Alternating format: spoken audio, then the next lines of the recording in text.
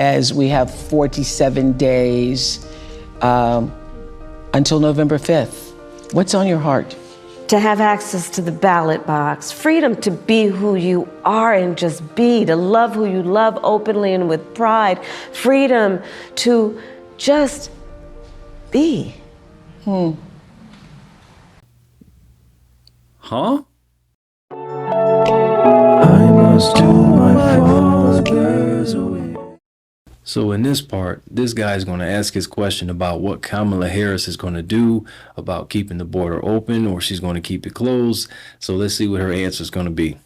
When you become president, what would be your specific steps? Yeah, of course. What would be your specific steps to strengthening the border? So it's a wonderful and important question. You know, my background was as a prosecutor, and I was also the elected attorney general for 2 terms of a border state. So this is not a theoretical issue for me. This is something I've actually worked on. Okay. I have prosecuted transnational criminal organizations for the trafficking of guns, drugs, and human beings. Okay, so as you can see here, she's not answering the question because she basically doesn't have a plan. She doesn't have a vision. She doesn't have a purpose. She doesn't have any of that.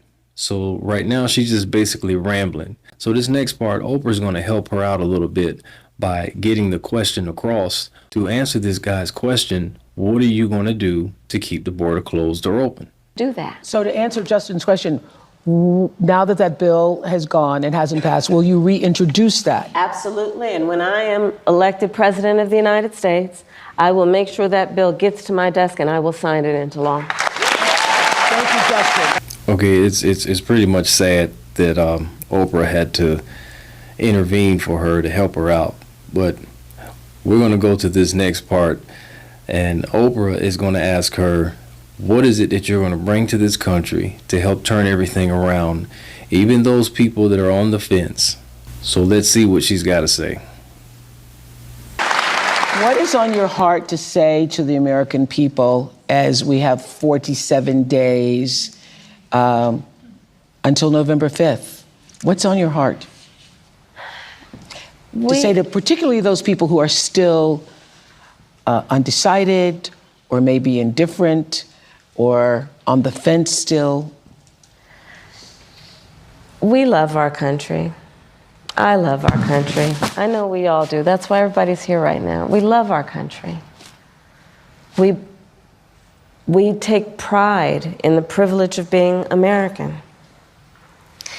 And this is a moment where we can and must come together as Americans, understanding we have so much more in common than what separates us.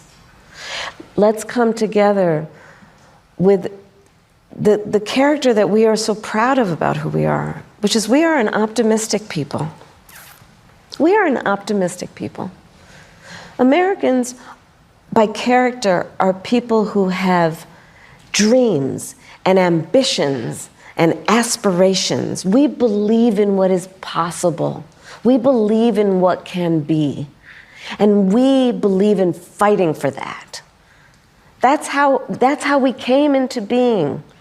Because the people before us understood that one of the greatest expressions for the love of our country, one of the greatest expressions of patriotism, is to fight for the ideals of who we are, which includes freedom to make decisions about your own body, freedom to be safe from gun violence, freedom to have access to the ballot box, freedom to be who you are and just be, to love who you love openly and with pride, freedom to just be. Okay, there's several things wrong here. I don't see a goal, I don't see a vision, I don't see a plan, I don't see a purpose. Because basically what she's doing is she's following protocol. She's playing the management role. She's doing what managers do. See, there's a difference between management and leadership. Managers prepare you for the next position, or they prepare you for a demotion. They prepare you to be hired, or they fire you. You know, that's what managers do. They follow the system. They follow the protocol. Leaders prepare you for the next generation. Leaders will inspire you. A true leader will help you see the leader on the inside of you. That is the president that we need for this country, that's going to help these people see the gift, the leader on the inside of them, to help this country be turned around. A president that's going to instill godly principles back into the White House. That is the president that we need. So from my point of view, Oprah looked pretty disappointed. I know she was probably like, why did I bring this woman on this show with me? So I just feel led to say to somebody, you got to smile more. You can't let the naysayers, you can't let what people say about you get the best of you.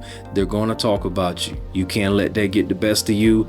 They're talking about you because they're angry. They're talking about you because they're sad. And when people talk about you, they're envious of you. They're jealous of you because it's something you have or something that you can do that they can't. And they envy that, and they know they can't have it. So they talk about you. They down you. They trash you. But don't let those type of people get the best of you. Smile anyway. Laugh anyway. Just brush it off, because they don't have the last word. God does. You are God's child. You are God's precious jewel. You are special in God's eyes. You are the apple of his eye. That is who you are. He has your name written on the palm of his hand. God says nothing but greatness about you. That is what you need to put in your heart and in your mind. See yourself the way God sees you. So if you'd like to subscribe or like or comment to this video, go ahead. We got to start praying about what God wants for this country so this can be turned around. Folks, I love you. I'll see you all next week. Keep smiling. I must do my Father's will. Do my Father's will. My Father's will. My Father's will.